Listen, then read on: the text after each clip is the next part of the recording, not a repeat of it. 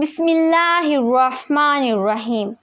حضرت سلیمان علیہ السلام چیونٹیوں کی بولی سننے اور سمجھنے کی طاقت رکھتے تھے، جیسا کہ قرآن مجید میں ہے۔ ایک مرتبہ حضرت سلیمان علیہ السلام اپنے لشکروں کے ساتھ پیدل سفر فرما رہے تھے۔ اس دوران جب طائف یا شام میں سے اس وادی سے گزرے جہاں چیونٹیاں بکثرت تھیں، تو چیونٹیوں کی ملکہ حضرت سلیمان علیہ السلام کے لشکر کو دیکھ کر کہنے لگی،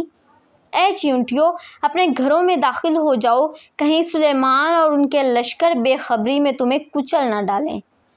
ملکہ نے یہ اس لیے کہا کہ وہ جانتی تھی کہ حضرت سلیمان علیہ السلام نبی ہیں، عدل کرنے والے ہیں، جبر اور زیادتی ان کی شان نہیں ہے، اس لیے اگر آپ علیہ السلام کے لشکر سے چیونٹیاں کچلی گئیں تو یہ بے خبری ہی میں کچلی جائیں گی، کیونکہ ہو سکتا ہے کہ وہ گزرتے ہوئے اس طرف توجہ نہ دیں۔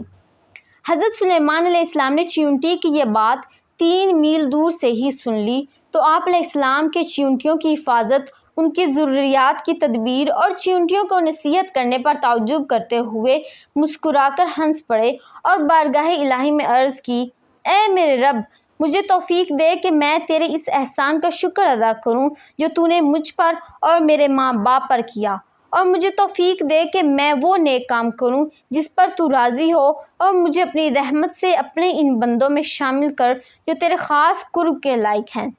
پھر جب آپ علیہ السلام چیونٹیوں کی وادی کے قریب پہنچے تو اپنے لشکروں کو ٹھہرنے کا حکم دیا، یہاں تک کہ چیونٹیاں اپنے گھروں میں داخل ہو گئیں۔